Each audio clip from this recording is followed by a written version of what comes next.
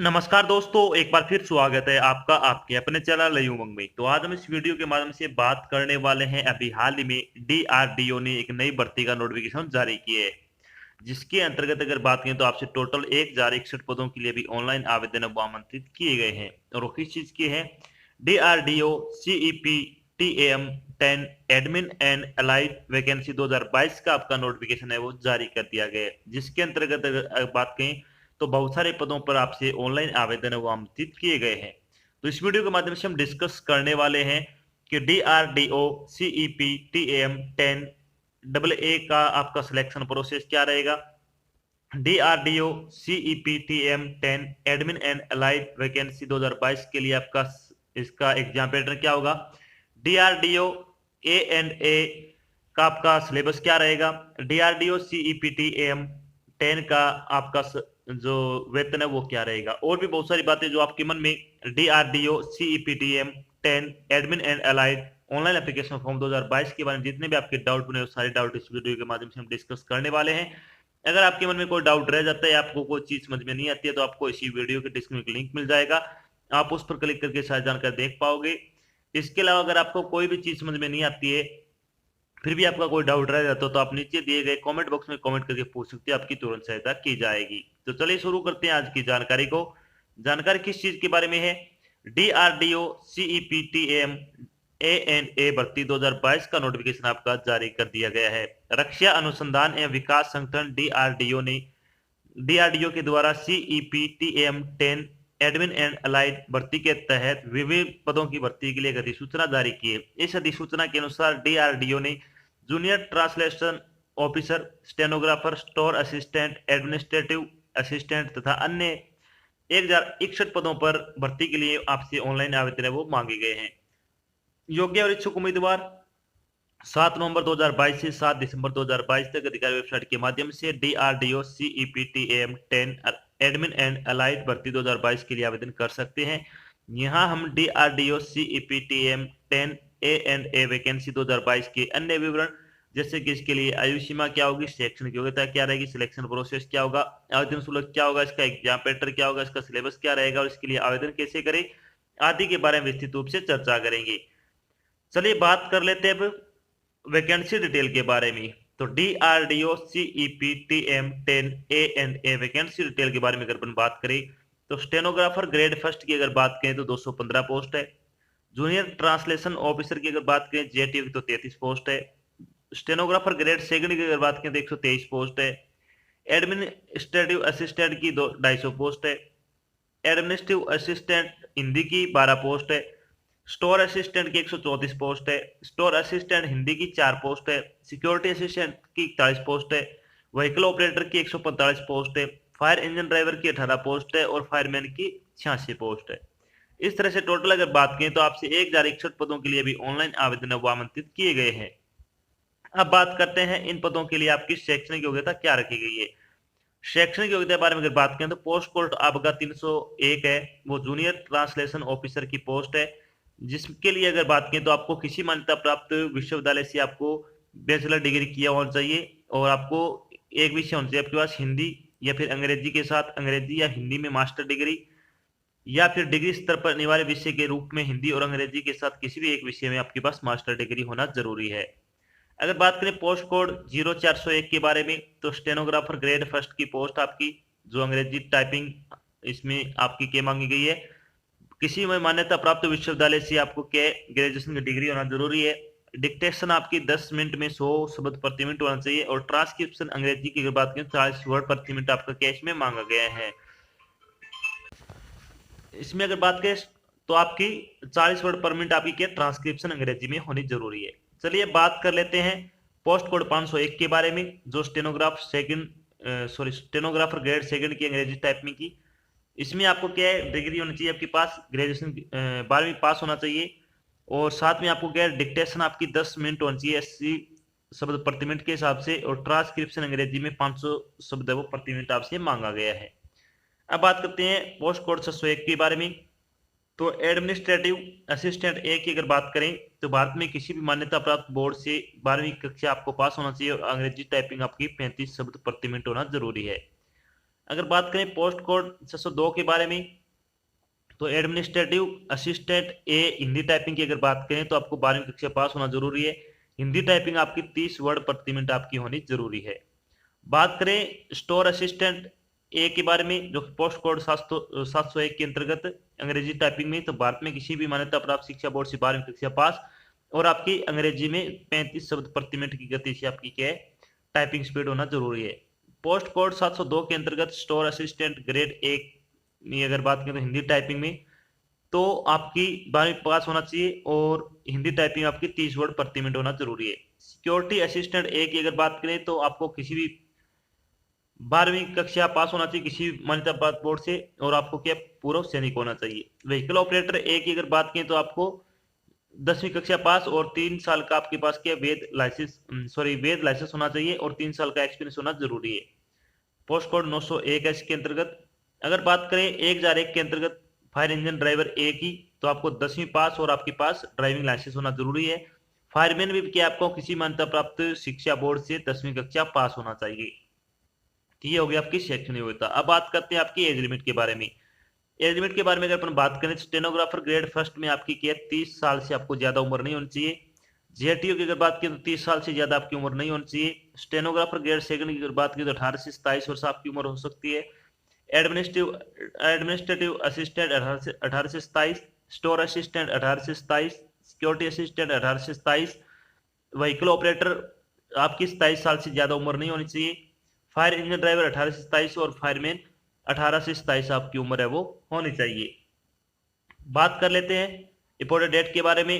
तो DRDO CEPTM 10 ANA online application form भरने की स्टार्टिंग डेट है वो आपकी 7 नवंबर से शुरू हो चुके हैं। लास्ट डेट आपकी 7 दिसंबर 2022 रखी गई है, यानी आपको 7 दिसंबर 2022 को शाम को 5 बजे से पहले पहले आपको आपका ऑनलाइन आवेदन कर देना है। एप्लीकेशन फीस के बारे में अगर बात करें, जनरल ओबीसी और ईडब्ल्यूएस और अदर कैटेगरी कैंडिडेट के लिए 100 रुपये फीस रखी गई है। SC ST PWD और ESM कैटेगरी की आपकी कोई फीस नहीं लगेगी। फीस का भुगतान आपको ऑनलाइन माध्यम से करना होगा, जैसे कि डेबिट कार्ड हो गया, क्रेडिट कार्ड हो गया, नेट बैंकिंग हो गया आदि के माध्यम से आप अपनी फीस का भुगतान कर सकते हो। बात करते हैं अब DRDO CEPTM 10 A&A selection process के बारे में। सिलेक्शन प्रोसेस के बारे में अगर बात करें तो रिटन एग्जाम होगा, स्किल टेस्ट होगा, किसी पोस्ट में आपका फिजिकल और PST भी रहेगा इसमें। उसके बाद आपका डॉक्यूमेंट वेरिफिकेशन होगा और उसके बाद आपका मेडिकल एग्जाम होगा। इन सभी चरणों से गुजरने बाद आपको क्या फाइनल सिलेक्शन हो दिया जाएगा। चलिए बात करते हैं DRDO CEPTM 10 का आपका जो रिटन एग्जाम होगा उसका एग्जाम पैटर्न क्या रहेगा।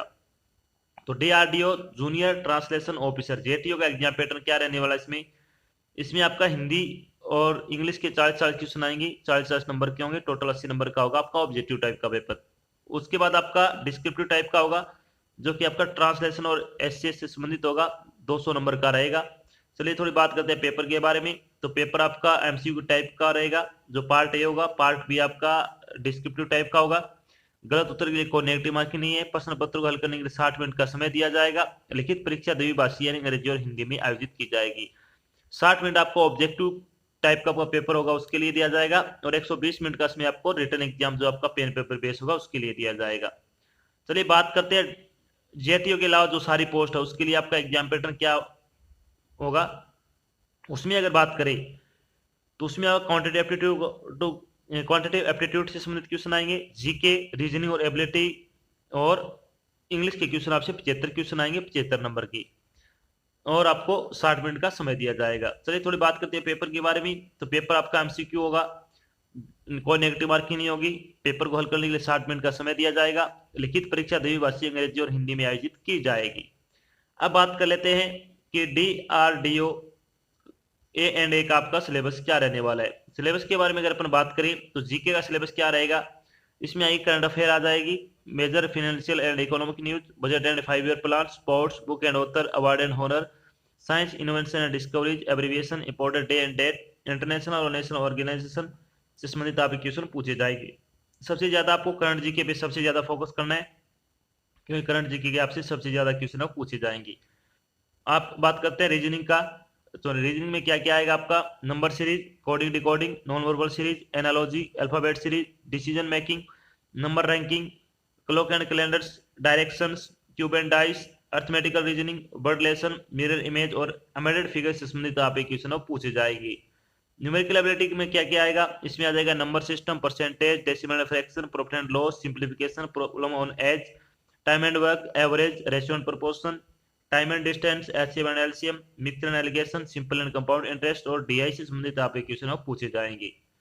इसके अलावा जनरल इंग्लिश की अगर बात की तो इसमें क्या क्या आएगा, verb, error correction, subject verb agreement, article, tense, fill in the blanks, adverb, vocabulary, sentence rearrangement, unseen passage, comprehension, grammar, idiom and phrases, synonyms और एंटोनिम्स से संबंधित आपके क्वेश्चन वो पूछे जाएंगे। अगर आप इंग्लिश ग्रामर के ऑनलाइन प्रैक्टिस सेट लगाना चाहते हैं तो आपको 50 प्रैक्टिस सेट बिल्कुल फ्री प्रोवाइड करा जाए, जिसका लिंक आपको इसी वीडियो के डिस्क्रिप्शन में मिल जाएगा। आप उस लिंक पर क्लिक करके प्रैक्टिस सेट वहां से बिल्कुल फ्री लगा सकते हो। चलिए बात कर लेते हैं हिंदी का सिलेबस क्या रहेगा। हिंदी आपकी आएगी जेटीओ में, यानी जूनियर ट्रांसलेशन ऑफिसर में हिंदी और इंग्लिश दोनों सब्जेक्ट आएंगे। तो इसमें आएगा संधि और संधि विच्छेद, सामाजिक पदों की रचना और समास विग्रह, उपसर्ग और प्रत्यय, प्रत्यय और विलोम शब्द, अनेकार्थक शब्द, शब्द युगम, संज्ञा शब्दों से विशेषण बनाना, शब्द शुद्धि, वाक्य शुद्धि, वाच्य, क्रिया, वाक्यांश के लिए एक शब्द, मुहावरे लोकोक्तियां, अंग्रेजी के परिभाषिक शब्दों के समानार्थक हिंदी शब्द, सरल, संयुक्त और मिश्र वाक्य, अंग्रेजी वाक्यों का हिंदी में रूपांतरण, हिंदी वाक्यों का अंग्रेजी में रूपांतरण और कार्यालय पत्रों से संबंधित ज्ञान से संबंधित आप क्वेश्चन पूछे जाएंगे। अगर आप हिंदी ग्रामर से ऑनलाइन प्रैक्टिस लगाना चाहते हो तो आपको इसको भी 50 प्रैक्टिस आपको फ्री प्रोवाइड करा जाएगा, जिसका लिंक आपको इसी वीडियो डिस्क्रिप्शन मिल जाएगा। आप उस लिंक पर क्लिक करके प्रैक्टिस वहां से बिल्कुल फ्री लगा सकते हो। DRDO CEPTAM 10 A and A physical test के बारे में अगर बात करें तो आपका जो security assistant, fire engine driver और फायरमैन का रहेगा। इसमें आपका फिजिकल में आपसे क्या क्या होगा आपका, तो इसमें अगर बात करें मेल और फीमेल दोनों के लिए आपकी पोस्ट है। हाइट की अगर बात करें तो 165 सेंटीमीटर मेल कैंडिडेट की कम से कम और फीमेल की 157 सेंटीमीटर हाइट आपकी कम से कम होनी जरूरी है। चेस्ट की अगर बात करें आपको 81 सेंटीमीटर कम से कम चेस्ट होनी चाहिए मेल कैंडिडेट की और 5 सेंटीमीटर आपको फुलानी है। वेट की अगर बात करें तो कम से कम 50 किलो वेट मेल कैंडिडेट का और फीमेल का कम से कम 45 किलो वेट होना जरूरी है। फिजिकल एंडोरेंस टेस्ट की अगर बात करें तो इसमें आ जाएगा रनिंग, आपको 1600 मीटर की 7 मिनट में पास करनी है मेल कैंडिडेट को और 800 मीटर की 5 मिनट में आपको पास करनी है फीमेल कैंडिडेट के लिए। अगर बात करें वजन आपको 63.5 किलोमीटर लेके जाना है 183 मीटर तक 96 सेकंड में। ये आपकी फायरमैन पोस्ट के लिए रहेगा सिर्फ मेल कैंडिडेट के लिए। फीमेल के लिए आपको 63.5 किलो का वजन 183 सेंटीमीटर तक आपको लेके जाना है 96 सेकंड में। ये आपका फायरमैन के लिए रहेगा फीमेल के लिए। 3 मीटर आपको वर्टिकल रोप करना है 3 मीटर का 20 सेकंड में और साथ में आपको 20 सीटअप लगाने हैं मेल कैंडिडेट के लिए। फीमेल के लिए 2.5 मीटर की आपको क्या रोप क्लाइंबिंग करनी है। इसके अलावा आपको 15 सीटअप है वो लगाने हैं। इसके अलावा अगर बात करें तो आपको 2.7 मीटर की आपको क्या क्लीनिंग करनी है। इसके अलावा अगर बात करें तो लॉन्ग जंप आपको 2.2 मीटर लगाना है कम से कम, ये आपको ध्यान रखना है। तो ये आपका क्या होगा फिजिकल मेजरमेंट टेस्ट रहेगा। अब बात करते हैं जो आपका फाइनल सिलेक्शन हो जाएगा तो उसके बाद आपकी सैलरी क्या रहेगी। सैलरी बारे में अगर बात करें स्टेनोग्राफर ग्रेड फर्स्ट की आपकी सैलरी पे लेवल 6 के अकॉर्डिंग आपको 35,400 रुपए से लेकर 1,12,400 रुपए के आसपास आपको सैलरी दी जाएगी। जेटीयू की बात करें तो पे लेवल 6 के अकॉर्डिंग आपकी 35,400 से 1,12,000 रुपए 400 रुपए तक आपको सैलरी दी जाएगी। स्टेनोग्राफर ग्रेड सेकंड में पे लेवल 4 लगेगा 25,500 से 81,100 रुपए के आसपास आपको सैलरी दी जाएगी। एडमिनिस्ट्रेटिव असिस्टेंट की अगर बात करें तो पे लेवल आपका 2 लगेगा 19,900 रुपए से लेकर 63,200 रुपए तक आप सैलरी दी जाएगी। स्टोर असिस्टेंट की अगर बात करें तो पे लेवल सेकंड लगेगा 19,900 रुपए से लेकर 63,200 रुपए के आसपास आपको सैलरी दी जाएगी। सिक्योरिटी असिस्टेंट की अगर बात करें तो आपको पे लेवल आपका 2 लगेगा 19,900 रुपए से लेकर 63,200 रुपए तक आपको सैलरी दी जाएगी। व्हीकल ऑपरेटर की अगर बात करें तो पे लेवल सेकंड के अकॉर्डिंग आपको बाकी सभी पोस्ट है उसमें आपको पे लेवल सेकंड के अकॉर्डिंग आपको सैलरी 19,900 रुपए से लेकर 63,200 रुपए के आसपास आपको सैलरी वो दी जाने वाली है। तो इसमें आपको बहुत अच्छी सैलरी दी जाएगी। अगर आप योग्यता रखती हो तो आपको फॉर्म जरूर अप्लाई करना चाहिए। तो ये तो थी आपकी एक छोटी जानकारी जिसके माध्यम से हमने डिस्कस किया कि अभी हाल ही में डीआरडीओ ने सीईपीटीएम 10 के अकॉर्डिंग आपकी ए एंड ए भर्ती 2022 का नोटिफिकेशन जारी कर दी है। साथ में हमने डिस्कस किया कि डीआरडीओ सीईपीटीएम 10 का आपका सिलेक्शन प्रोसेस क्या रहेगा, इसका एग्जाम पैटर्न क्या होगा, इसका सिलेबस क्या रहेगा, इसकी सैलरी क्या रहेगी और भी बहुत सारी बातें जो आपके मन में डीआरडीओ सीईपीटीएम 10 ए एंड ए भर्ती 2022 के बारे में जितने भी आपके डाउट थे वो सारे डाउट हमने यहाँ पे क्लियर कर दिए। आशा करते हैं हमने आपको जो जानकारी प्रोवाइड कराई वो आपको अच्छी लगी है, समझ में आई है। अगर जानकारी अच्छी लगी तो इस वीडियो को लाइक और शेयर जरूर करें अगर आप चैनल पर नए तो चैनल को सब्सक्राइब कर लेना और साथ में आपको एक बेल आइकन दे रखा है, उसको आपको प्रेस कर लेना ताकि जब भी कोई नई जानकारी डाल जाए आपके पास उसका नोटिफिकेशन आ जाए और आप जल्द से जल्द की जानकारी ज्वाइन कर सको। तो आज की जानकारी बस इतना ही, मिलते हैं एक नई जानकारी के साथ, तब तक के लिए जय हिंद, जय भारत, धन्यवाद।